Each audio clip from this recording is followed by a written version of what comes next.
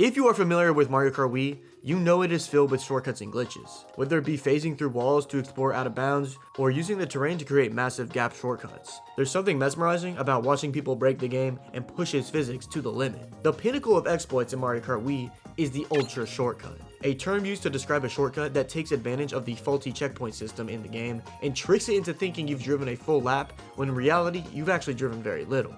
As of today, 15 of the tracks in Mario Kart Wii have ultra shortcuts that players have pulled off in real time. Some of them are pretty easy to follow, but others look so complex that it's a miracle that they were even pulled off in the first place. But there is one that stands out. It's on the most famous track in the series, has a unique backstory, and led to what were thought useless vehicles and characters getting their first world record years after the game's release. This is the history of Rainbow Road's Ultra Shortcut. And class, I need you to pay attention today because this is the most important event that has occurred in modern history. World War II was not as important as this event. The invention of the internet was not as important. And the implementation of the 19th Amendment giving women the right to vote for damn sure was not as important as this event. I don't even know why they tell y'all that. That should have never happened. But to begin the story of Rainbow Road's Ultra Shortcut, we have to go all the way back to 2008 when Mario Kart Wii first released. Little Timmies and Jimmies around the world rejoiced as they inserted their disc into their Wiis and heard what can only be described as a chorus of angels. Mario Kart Wii! Woohoo! They played against the CPUs in Grand Prix and eventually made their way online to challenge a new foe, the tryhards. These tryhards were obviously good at the game, but there was one track in particular that they could not be stopped on and they would always win: Grumble Volcano. See, the tryhards had figured out, if you drive around this rock to the left of the finish line, the game will count it as you having successfully driven a lap, so you can finish the race incredibly quickly. This was Mario Kart Wii's first Ultra Shortcut, and it was discovered just a few months after the game's release. Then the tryhards made their way to Mushroom Gorge just a few months after that, and they figured out you can bounce off this trampoline mushroom to land at the end of the track, and again, the lap will count even though you skipped the entirety of Mushroom Gorge. This was the game's second Ultra Shortcut. These first two Ultras were easy enough to follow, but no one really knew what was happening internally that was making the laps count. It wasn't until the third Ultra Shortcut discovery on Wario's Gold Mine where people began to understand how they worked. On Wario's Gold Mine, if you shroom at the start of the track and land in this pipe, you will respawn at the end. If you then drive over the finish line, nothing will happen.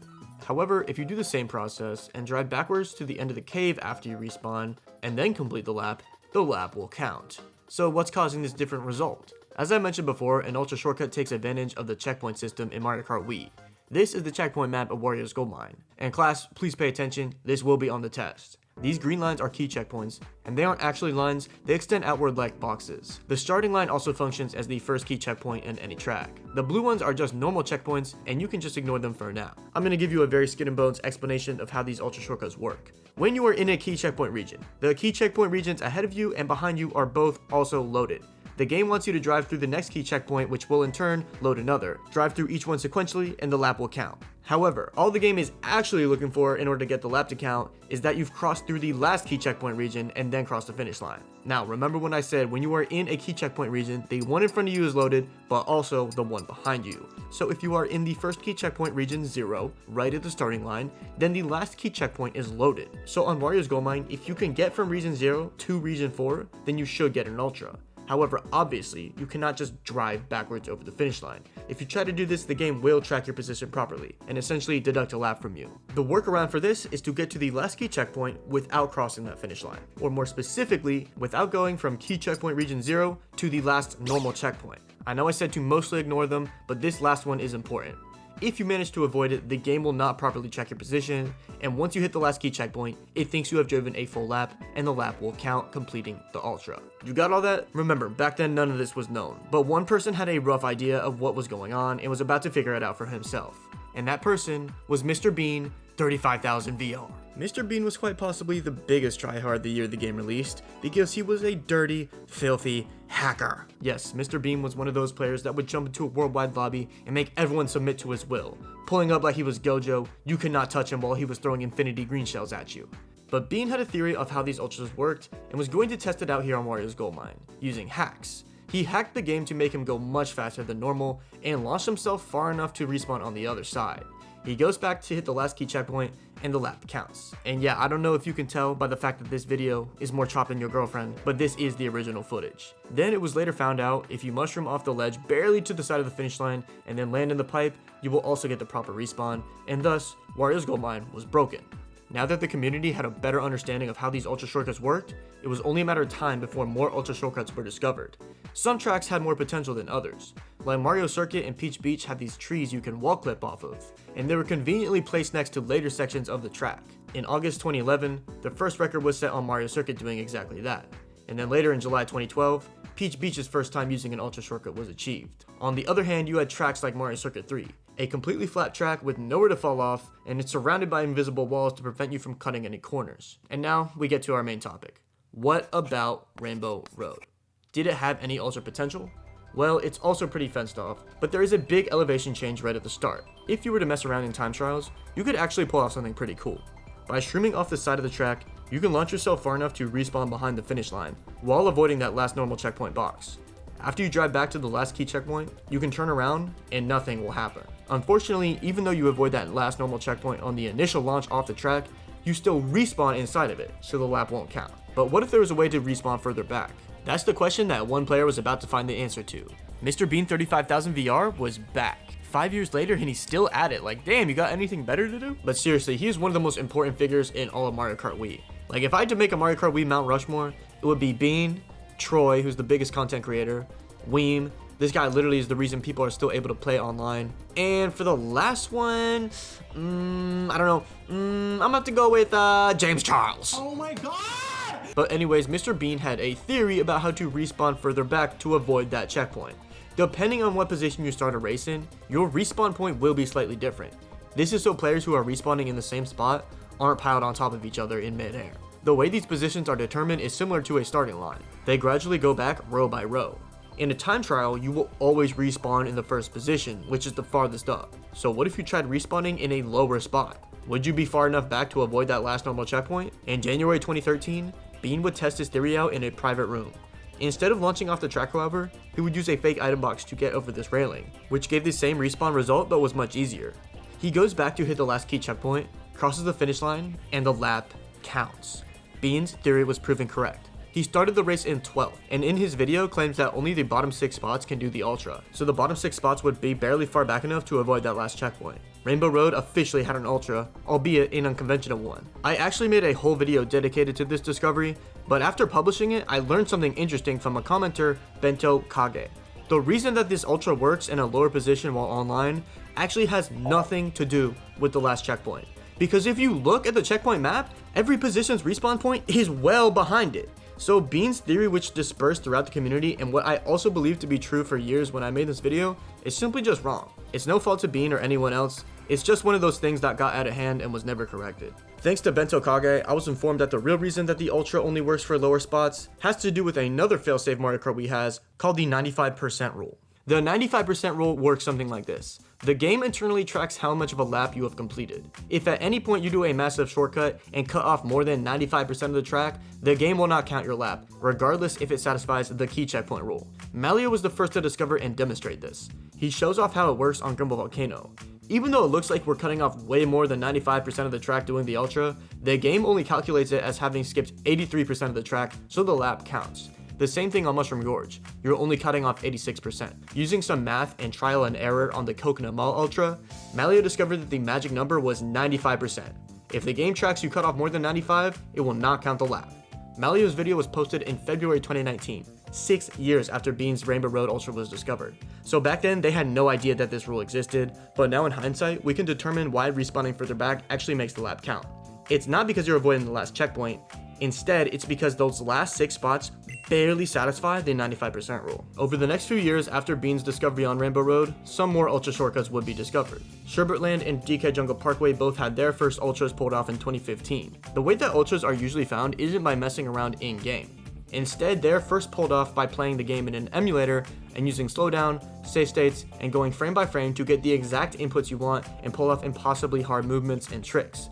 It's called a tool-assisted speedrun or TAS. With tool assistance, ultras can first be labbed out, and as long as there's no inputs that are impossible for humans to do in real time, then technically the ultra can be pulled off. But it's always easier in theory than it is in practice. Kinda like how you can lab out some sick combos in Melee, and then you go to your first tournament, and you get 4-stocked by a dude wearing thigh highs named non-binary Ness. But anyways, these tasters were always on the hunt for new ultras, and one of them was about to make a brilliant discovery. Enter Estaloy. Estaloy is a prolific taster in the Mario Kart Wii scene.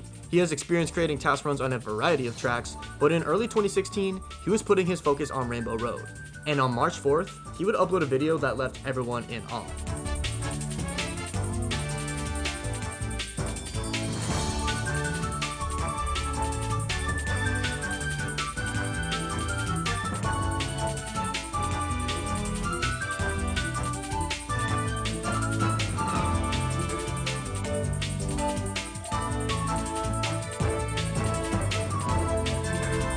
It had actually been done.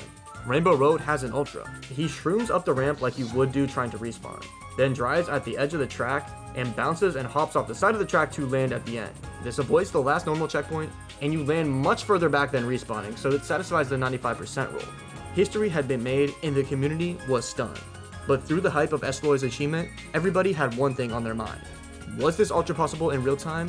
And if so, who would be the first to pull it off? Well, we can answer the first question quickly. Although the alignments are insanely precise, there was nothing that was humanly impossible, so the hunt was on. But as soon as people started doing attempts, it became clear that this was not going to be easy. Other ultra shortcuts were difficult, yes, but most of that difficulty came from wall clips being insanely precise. These wall clips all have specific alignments and timings, but after enough practice, you can get a feel for them. However, Rainbow Road was not a wall clip, it was something brand new.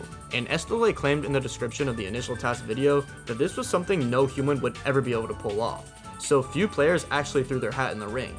Initially, one of the only players that seriously gave it a shot was King Alex. King Alex is a legendary time trialer in the community and has held many world records for those previously mentioned ultras that utilize a wall clip, so he is no stranger to pulling off difficult runs. In August 2018, he would post a compilation of all his closest attempts. He could get the initial bounce but would never get the correct angle or get enough distance afterwards. 2 years would pass and still no one had made it. King Alex would show off some more closer attempts, as well as another player Justin getting extremely close. But these clips were few and far between. It was a long and arduous struggle, and it seemed like no progress was getting made. Sorta like how I have made no progress in getting a real job. Like, bro, please subscribe, bro. Like, watch the shorts, bro, please. But in November of 2020, a new task video by CF will be posted that would help the community reach that final achievement. In CF's tasks, he uses only one mushroom to make it across the gap, but he unfortunately does not hit the checkpoints correctly in order to make the lap count. What was important in this run though, is that he used the Quacker instead of the Spear. The Spear has a high speed stat that lets him clear long distances. The Quacker has a pretty low speed stat, but it also has a much lower weight stat, allowing it to get more airtime. So it seemed like the best vehicle for this category might actually be the Quacker instead of the Spear. Later in December, Malio would also start experimenting using tasks with the Quacker, and he would successfully pull off the ultra shortcut using only one mushroom. The Quacker meta was confirmed, and now the competition was back on. December 6, 2020, the first person ever cleared the gap but got no lap count. Arthur got this run so quickly after the meta shifted, and it just further boosted players' eagerness to get attempts in. In a video posted by Winbag4, he displays how close Arthur actually was. This green line displays checkpoint 0, the one Arthur needed to touch before launching off to get the lap to count, and he was just shy of hitting it. The very next day, December 7th, another player named Core would clear the gap, but again, the lap would not count. Then later that month, another player named Happy with Sugar would clear the gap with no lap count, not once, not twice, but 6 times. Progress was finally getting made at a rapidly growing pace. So who would get it? Arthur? Core? Sugar? Maybe King Alex or Justin? On January 13th, 2021, Arthur would turn on his stream to grind out more attempts, and finally, 8 years after Bean's original online ultra and 5 years after Estaloy's TAS ultra, Arthur made history by pulling off Rainbow Road's ultra shortcut. Oh my god! Oh my god, guys, clip that, clip that. Clip that, guys. Oh, wait. Wait! Guys, I did it! This world record run set by Arthur set shockwaves in the community and the gaming world at large. It was the penultimate achievement. This was like Luffy finding the One Piece, Frodo destroying the ring, Ririm getting a job. But seriously, it was a big deal. There were multiple news articles made about it. And while Arthur may have made history, his record was not safe. Someone else had their eyes on the crown, and it was the last person you ever want to see competing in your time trial category. Enter Logan, the greatest Mario Kart Wii time trialer of all time. Logan is not a stranger to pulling off difficult cuts. In just 3 months after Arthur's run, he would set the second Ultra World record. Then 6 months later, he would improve that record to a 2:10. Logan got most of his time saved from having faster glitch attempts and by having overall better driving. With the initial glory being claimed by Arthur, and now the GOAT holding the title in one of the hardest Mario Kart Wii categories ever, the enthusiasm for Rainbow Road Ultra runs started to dwindle. The months would pass by, and it seemed like the hype had finally died down, with no one being able to top Logan's run. To get to the next chapter in Rainbow Road's Ultra history, we have to take a look at a different track. Shy Guy Beach has a unique Ultra shortcut of its own. If you wall clip off this cannonball, you can respawn behind the finish line, go back to hit the last key checkpoint, and complete the lap. The only problem is this cannonball will explode at the start of the race before you can attempt to clip, and it doesn't come back until 3 minutes in, which is way past when a normal run would be completed. So the Shy Guy Beach Ultra isn't useful in a normal 3-lap run, but it was used to set single lap world records. But what if there's a different way to clip to the end of the track? Well, Justin was experimenting to find an answer to that question. Using TAS, Justin found a new way to do the Ultra. He uses an outside drifting bike, gets an air pocket while falling off the edge, and wheelies. With the correct angle, this sends his bike flying similarly to a wall clip. He gets the respawn, and the Ultra works. Then on April 24th, 2022, this new version of the Shy Guy Beach Ultra was pulled off in real time by Arvo, setting Shy Guy Beach's first 3-lap Ultra shortcut world record. This new technique with an outside drifting bike seemed like it had huge potential, but a year would pass by, and nothing else was discovered. So Shy Guy Beach remained a novelty, but you should know by now that this community never stops experimenting. There will always be some mind-blowing discovery right around the corner. January 29th, 2023. Justin, the man responsible for breaking Shy Guy Beach, pushes his task skills to the limits once again and uploads this.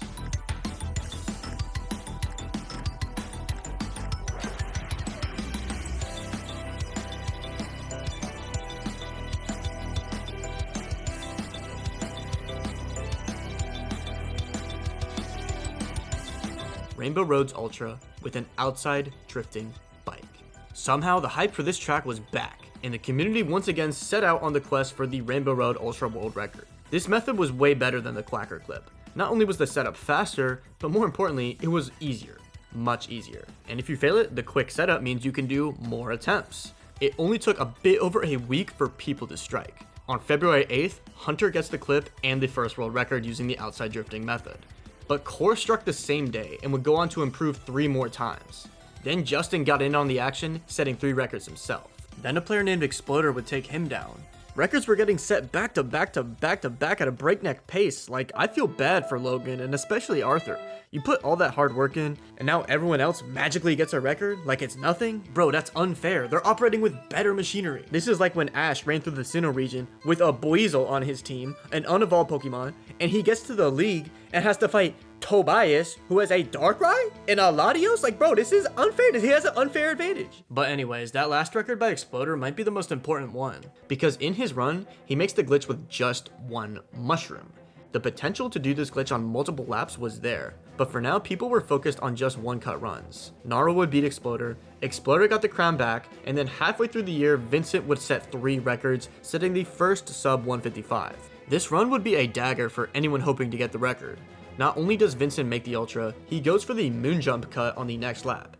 The first part is just the normal moon jump, which any vehicle can do and saves a bit of time, but the cut afterwards is outside drift specific, a little bit harder, and saves a lot of time. After making it, he drives the rest of the track pretty fast. Racing against a ghost this optimized would be nerve-wracking, even if you did make the Ultra and the moon jump cut afterwards. And that was the thought process of one player who wanted the record for himself. Danny Boy had been grinding attempts since the Quacker method, but was never able to set a time. After the Shooting Star method was discovered, he was able to get 9th worldwide back in February, and eventually improved to 4th worldwide in April. It was an impressive feat, but Danny was not satisfied. By June, he knew his best chance at getting the record would be doing something new. Something else no one was crazy enough to attempt. Danny Boy started going for the Ultra on 2 out of 3 laps. And on June 15th, 2023, after 38 2 out of 3 attempts, Danny Boy would get this run.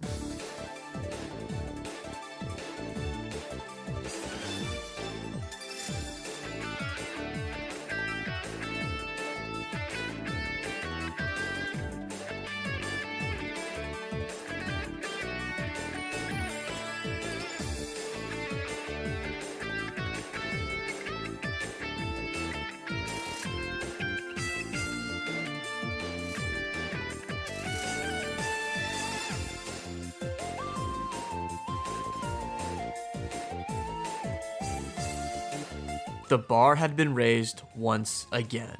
In his run, Danny says, "Nerves didn't kick in until before lap 3 canon.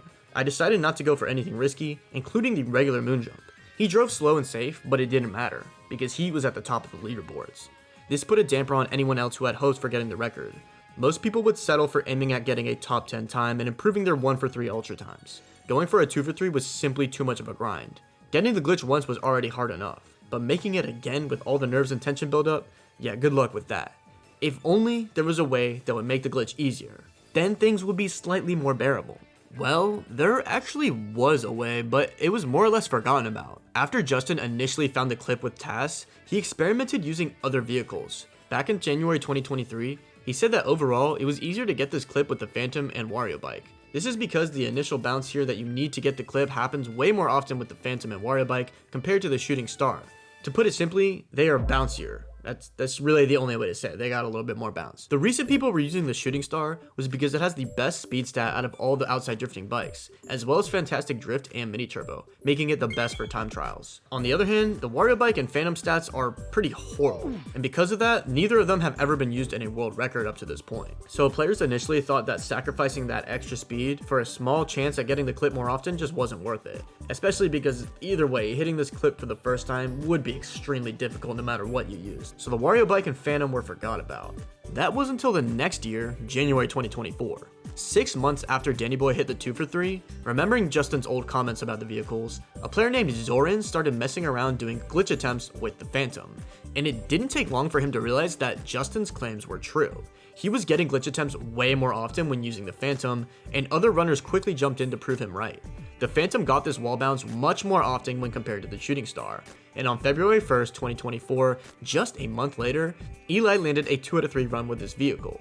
When comparing Eli's run to Danny's, they are even on lap 1, but Eli loses some time with slower alignments on the glitch lap 2. This puts him an entire second behind. But here's the interesting part. Even though the Phantom is much slower, Eli was actually able to gain time on lap 3. He does the moon jump and the shortcut before the cannon, both of which Danny does not do in his run. This put Eli just a 1/10 of a second behind. It was clear now that even with the worst stats, the Phantom could undoubtedly get its first world record. It was an explosive start to the year, but the months would pass and there was surprisingly no progress being made, until July 21st, where the inevitable happened. Core makes his mark on Rainbow Road by setting a 2 for 3 run of his own using the Phantom. The run was similar to Eli's. They were even on lap 1 with Danny, but then Danny Boy's fast glitch on lap 2 gives him a second lead. Core needed to make the time up somehow on the last lap, and instead of doing the normal moon jump, Core does this, the outside drift specific cut that saves even more time. It gives him the lead, and he holds on to set the Phantom's first ever world record. History had been made once again, and it was now proven that the Phantom was the meta for setting times on this track moving forward. But these 2 for 3 runs also made people think, if getting clips with the Phantom was so much easier, then could someone realistically go 3 for 3? Players would continue their attempts on Rainbow Road, some aiming to hit the Ultra just once and get a time in the category, and other players making more serious attempts at the crown. And one player in particular seemed like he was going to grind out and take it. Enter Owen Smith. Just a month after Core's record, Owen would set a 2 out of 3 run on his own, which gave him the 4th fastest worldwide time. He was making good progress, but what really stood out in his run was the character he used. Owen was on Donkey Kong. Normally on any track in Mario Kart Wii where heavyweight is used, Funky Kong is the character of choice. This is because every character has their own small individual stat buffs, and Funky Kong gets the highest speed stat bonus out of all the heavies. Donkey Kong, on the other hand, gets a large bonus in weight, which is completely useless here, and gets a small buff to handling, acceleration, and mini turbo. He is objectively, factually worse for time trials. So why use Donkey Kong? Well, Owen said that the tuft of hair on his head can help with getting more accurate alignments for the clip, but there's also another reason. Because Funky Kong outclasses him so hard, DK has never held a world record in Mario Kart Wii. So if he were to go 3 for 3, not only would a new vehicle have been used for a world record, but also a brand new character. After setting his 2 for 3 run, Owen knew it was possible, and he would lock in and grind until he made it happen.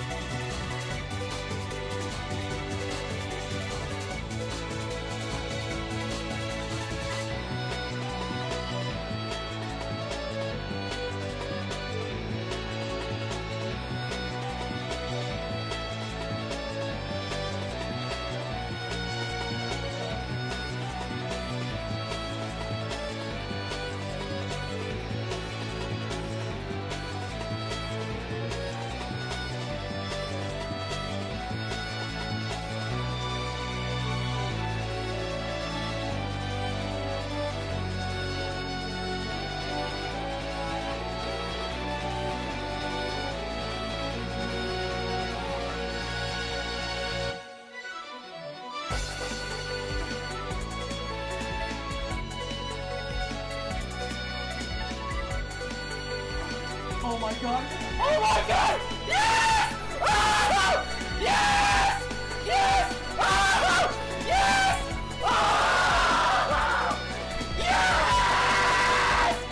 Yes! Yes! Yes! Oh my god! On December 28th, 2024, Owen Smith set the holy grail of Mario Kart Wii World Records, the first 3x3 Ultra Run on Rainbow Road. From his first attempts at the track a year before back in January, Owen estimates he put over 800 hours into grinding and had 21 attempts at hitting the clip on lap 3. But he did it, and importantly, he did it with Donkey Kong, which further proved that in a category like this, the quote-unquote optimal best character vehicle combo doesn't matter. As long as you can get the clips, you can get the record. Easier said than done. I mean, who else would be crazy enough to go 3-for-3 on this track? Well, there was one name that was floating around the time trial community at this time. Beanzard, just a few months earlier, had accomplished a similar feat in Coconut Mall's Ultra Shortcut category. He used Birdo to set the first ever world record with her. If you don't know who Beanzard is, he's a Mario Kart Wii content creator just like me, so I know his struggle of coming up with good Mario Kart Wii video ideas. Like, being an MK Wii content creator is one of the hardest things to do in this world. You think your 9 to 5 is tough? You think being a parent is tough? You think being an Iranian soldier watching your country get slammed out by these people is tough? No bro, making Mario Kart Wii videos on YouTube is the real struggle. We have to do stuff like count trees and count item boxes. There are very few people built for this lifestyle. So I knew when Beanzard saw there were still 2 heavyweights left that have never held a record before, it would be the perfect video idea if he could get the record with one of them.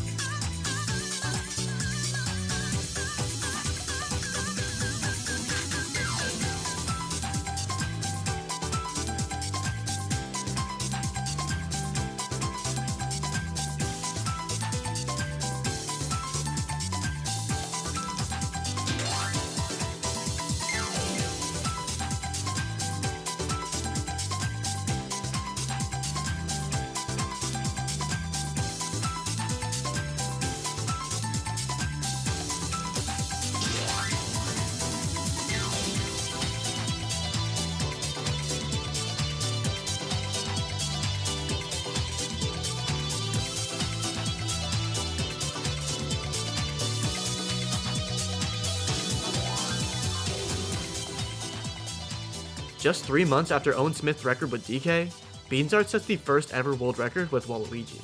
The strategy here was pretty simple. He just needed to align faster than Owen on the wall clips to get a pretty good time save. In execution, of course, it was very difficult, seeing as he had been putting attempts in on this track all the way back since August, going for a 1-for-3 run, then eventually a 2-for-3 run. But somehow, history had been made once again, in Mario Kart Wii's most famous speedrun category. Surely, no one else will be willing to grind that many hours and put that many months of effort in just to set a new record. Surely not. I mean, no one else is gonna do it, right? No one else is gonna do it. No one could do it. Bro, y'all know someone's gonna make it with Dry Browser. I literally foreshadowed this in the first minute of the video. This is Oda levels of foreshadowing. And if you're really smart, you can listen to the music right now and figure out who it's gonna be.